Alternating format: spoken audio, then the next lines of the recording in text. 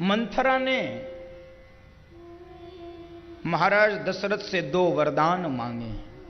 कैकेयी मां ने मंथरा के कहने से, मंथरा के भड़काने से कैकेयी मां आज महाराज दशरथ से वरदान मांगे।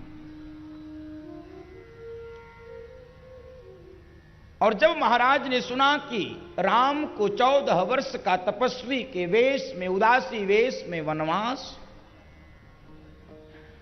महाराज धरती पर पूरी रात हा राम हा राम हा राघो हा राम। अयोध्या की भोली भाली जनता, उसको कुछ पता नहीं है। प्रातःकाल अपने हाथों में पुष्पों की मालाएं लेकर खड़े हैं, बधाई देने के लिए, भगवान के राज्याभिषेक का दर्शन करने के लिए वो उपस्थित हैं। इन भोले भाले नागरिकों को कुछ भी नहीं पता अयोध्या में क्या घटना घट चुकी है।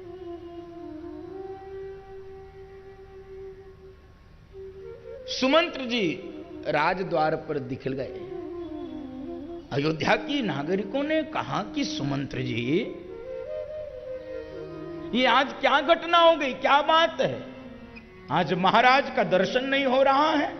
महाराज दशरथ तो प्रतिदिन ब्रह्म मुहूर्त में जागते हैं, जरा पता करिए आज क्या घटना हुई है। पछले पहर भूपनित जागा, पछले पहर भूपनित जागा, आजो हमें बड़े अचरज लागा, आजो हमें बड़े अचरज लागा।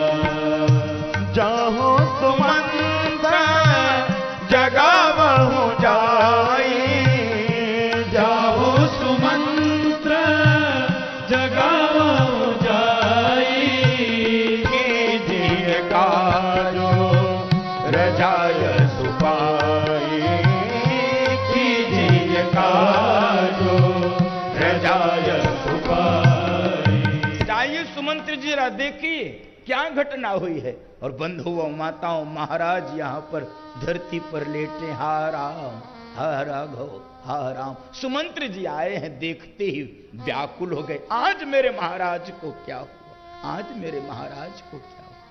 कैकेयी मां ने कहा, सुनो सुमंत्र, विलंब मत करो, विलंब मत करो, जल्दी से जाओ और राम को बुला कर ले आओ। जानते हो पूरी रात राजा सोए नहीं हैं। परीन राजहि नींद से,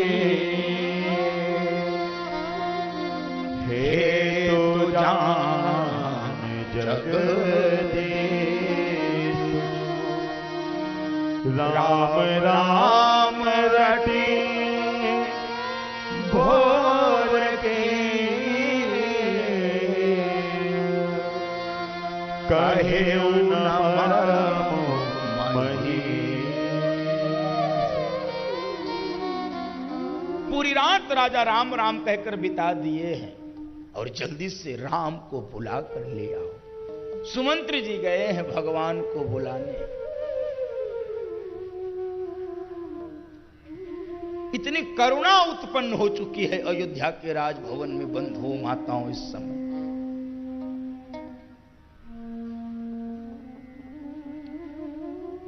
भगवान आए हैं, भगवान को घटना की जानकारी हो चुकी है।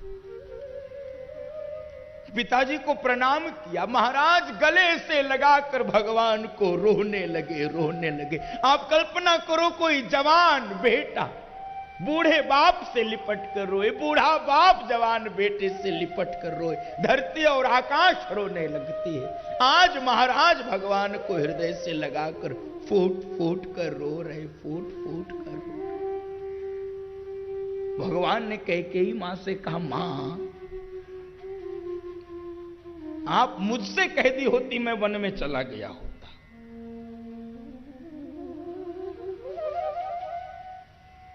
लेकिन किसी जवान बेटे के कारण किसी बूढ़े बाप को रोना पड़े, ये तो मेरे लिए बड़ा दुखदाई है। अरे मैं आपकी आज्ञा मानकर वन में चला गया होता मां, वो बेटा बड़भागी होता है जो अपने मां पिता की आज्ञा का पालन करता। सुनु जननी सोई सुत बड़भागी। मैं तो अपने को भाग्यशाली मानता यदि आपके आज्ञा के पालन के लिए मैं वन में चला गया हूं, लेकिन आज मेरे कारण मेरे बूढ़े बाप को रोना पड़ रहा है।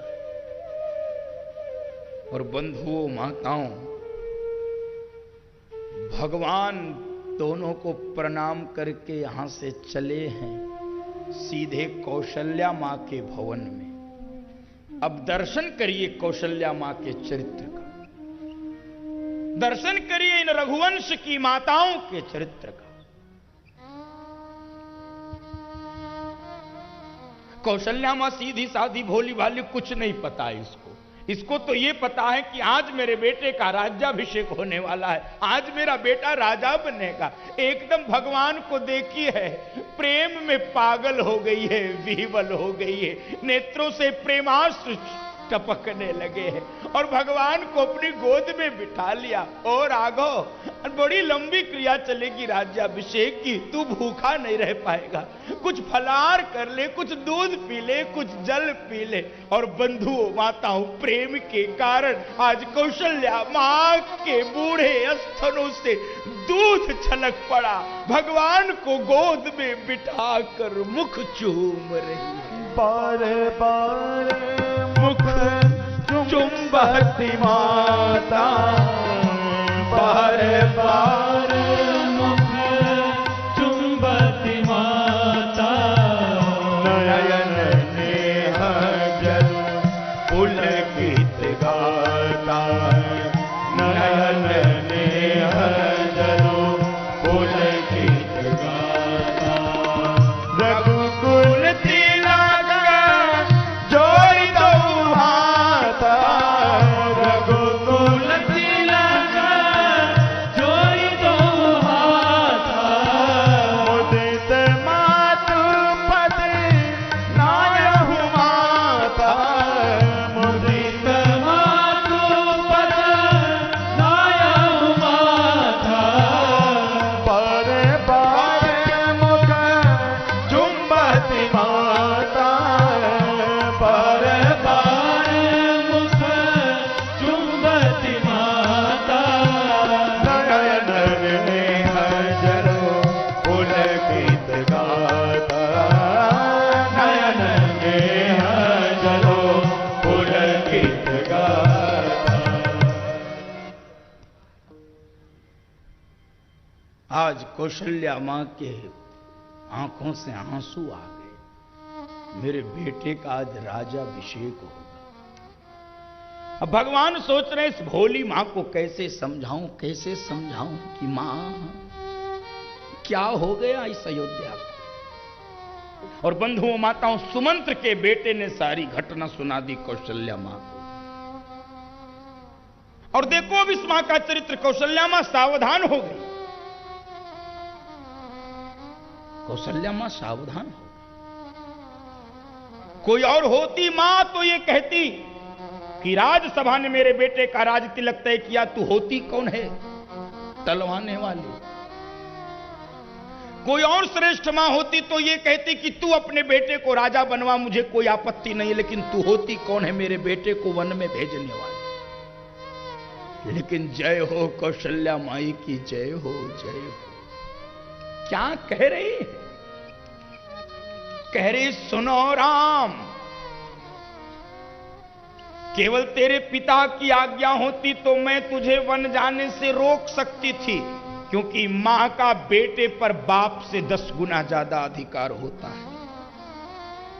मैं तुझे वन जाने से रोक सकती थी, लेकिन ये कह के ये तेरी कोई सौतेली मां नहीं है बेटा, वो मेरी सौत नहीं है, वो तेरी मां है। और मां और पिता यदि दोनों की आज्ञा है तो तुझे वन जाना चाहिए। जो पीत तुम तो कहे बन जाना, जो प्रीतम तो कहे बन जाना, तो कानन सत अवध समाना, तो कानन सत अवध समाना। हाँ जो तुम तो कहे बन जाना, तो कानन सत अवध समाना, तो कानन सत अवध समाना। यदि मां और पिता दोनों की आज्ञा है तो तुझे वन जाना चाहिए। जरा कल्पना करिए बंधुओं माताओं, कैसी है ये मां, कह रही तुझे वन जाना चाहिए, तुझे वन जाना चाहिए। और जानते हो क्यों कह रही है वन जाने को? बड़ी सुंदर परिभाषा लगती है।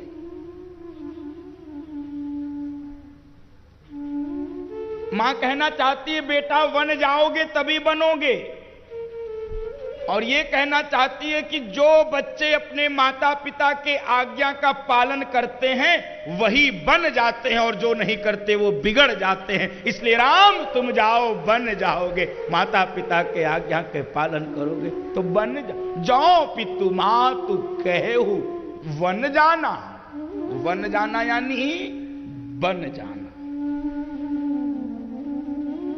बन जाना।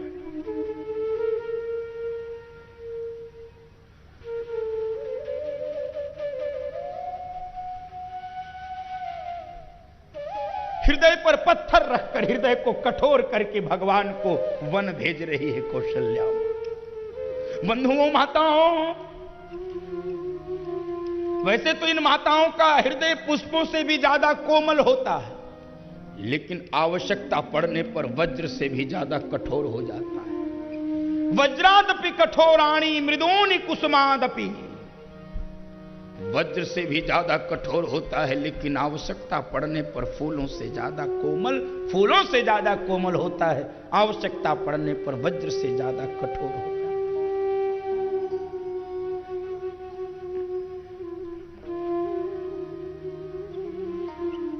और भगवान जब यहां से चले,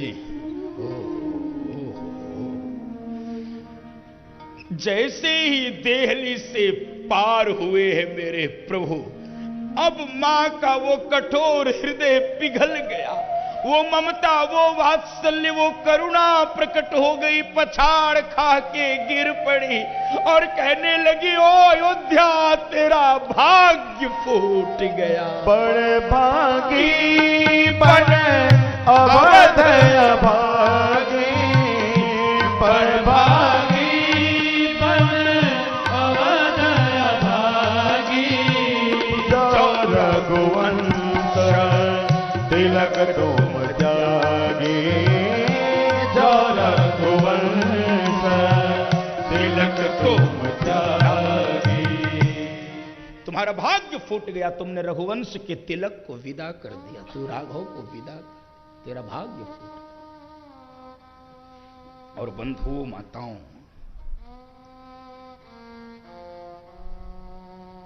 इन माताओं की छाती में कितनी शक्ति होती है, कितनी तेजस्विता होती है, कितनी ओजस्विता होती है, कितनी दिव्यता होती है, जरा दर्शन करिए। एकदम वही स्थिति हो गई, वही घटना हो गई। याद करिए इतिहास, अपने गौरवशाली इतिहास को याद करिए। हम बार बार इतिहास दोहराते हैं, हम कई बार कहते हैं ना कि अपना गौरवशाली इतिहास रहा है। यद्यपि वो इतिहास धीरे धीरे भुलाया जा रहा है, प्रायोजित ढंग से, बड़ी कुटिलता से उस इतिहास को भुलवाने का प्रयत्न किया जा रहा है बंधुओं माताओं। लेकिन इतना छोटा इतिहास हमारा नहीं है जिसको दबा दिया जाए। हम लोग पहले एक गीत गाते थे संग, इतिहास गा रहा है, इतिहास गा रहा है, दिन रात गुण हमारा, इतिहास गा रहा है, दिन रात गुण हमारा,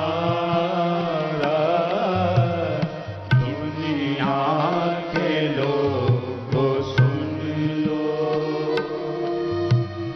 यह देश है हमारा, इतिहास गा रहा है। होगा भविष्य उज्ज्वल, फिर से उसी तरह का, होगा भविष्य उज्ज्वल, फिर से उसी तरह का।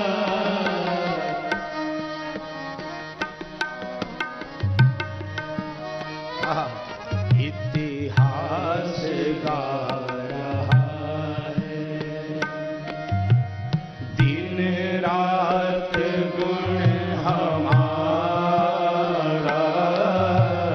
दुनिया के लोग सुन लो, यह देश है हमारा, इतिहास गा रहा है।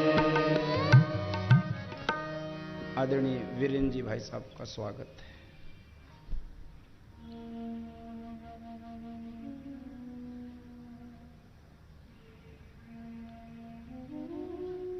याद करिए इतिहास की उस घटना को। आज कौशल्या मां अपने हृदय पर पत्थर रख के भगवान को विदा कर रही, जाओ राम तुम सत्य की रक्षा के लिए, तुम धर्म की रक्षा के लिए, अपने माता पिता की आज्ञा के पालन के लिए। ये होती है माताओं की शक्ति। और बंधुओं माताओं, घटना स्मरण दिला रहा हूं सरहिंद के किले की। कुछ लोगों को स्मरण में होंगी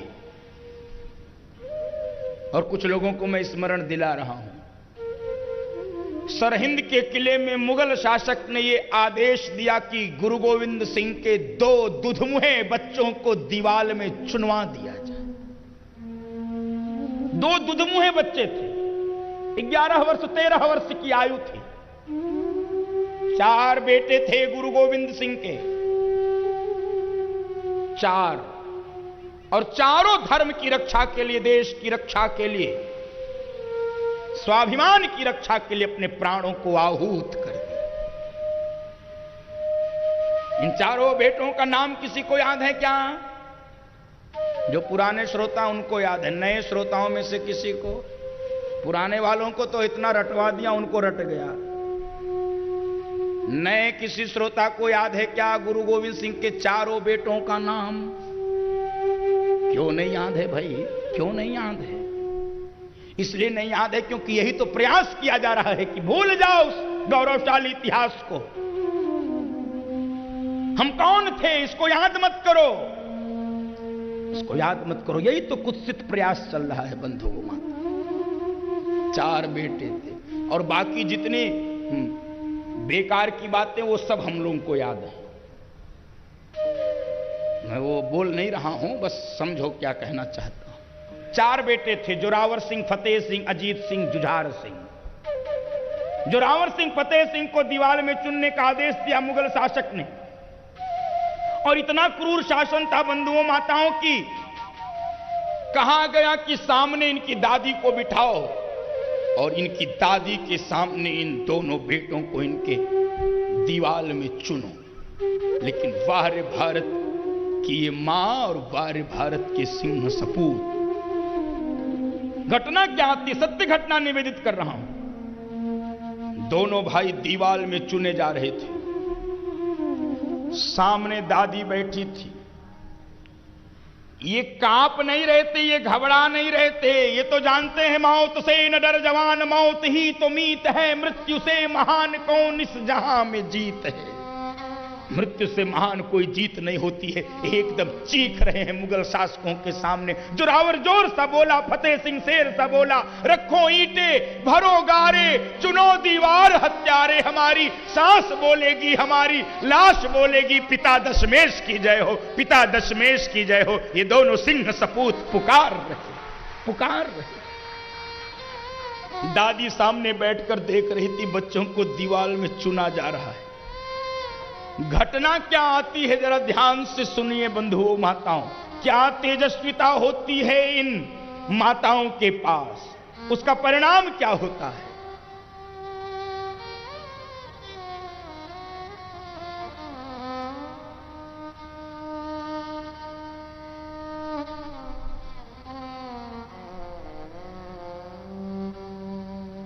दोनों बच्चों को दीवार में चुना जा रहा था। सामने दादी बैठकर देख रही थी। घटना ये आती है कि जब दीवार नाक तक पहुंचती थी और इन दोनों बच्चों की आंखें सामने बैठी हुई दादी की तेजस्वी आंखों से टकराती थी, दीवार अपने आप ढह जाया करती थी, दीवार गिर जाया करती थी। मिस्त्री दीवार जोड़ते जोड़ते थक गया, लेकिन दीवार नहीं जोड़ पाया बंधुओं माता, दीवार नहीं जोड़ पाया। ये शक्ति होती है, ये तेजस्विता होती है।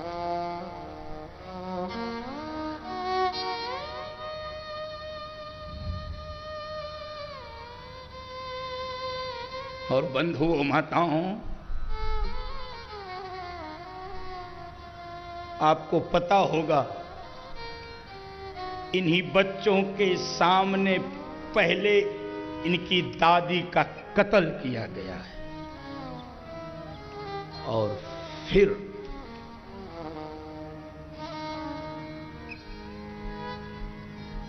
इन दोनों बच्चों को दीवार में चुनवाया गया है। ये ऐसे नहीं बची है संस्कृति, ये देश, ये धर्म, ये ऐसे नहीं बचा है। ये देश बचा है, ये धर्म बचा है, ये संस्कृति बची है, ये सीमाएं बची हैं। जो कुछ भी भारत में बचा हुआ आपको दिख रहा है, वो इन्हीं माताओं और बहनों के त्याग के कारण सुरक्षित है, जिस कारण से आज हम सब यहां पर बैठ सकते हैं, बैठ पाए हैं। इन्हीं माताओं और बहनों के त्याग के कारण सुरक्षित। बंधुओं माताओं, हम रहें न रहें, ये देश रहना चाहिए। सत्य की रक्षा होनी चाहिए, धर्म की रक्षा होनी चाहिए। अरे हम सबकी तो ये घोषणा है। हम जिएंगे और मरेंगे, ऐ वतन तेरे लिए दिल दिया है, जान भी देंगे, ऐ वतन तेरे लिए दिल दिया है, जान भी देंगे, ऐ वतन तेरे लिए। हर कर्म अपना करेंगे, हर कर्म अपना करेंगे, ऐ वतन तेरे दिल दिया है, जान भी देंगे, ऐ वतन तेरे लिए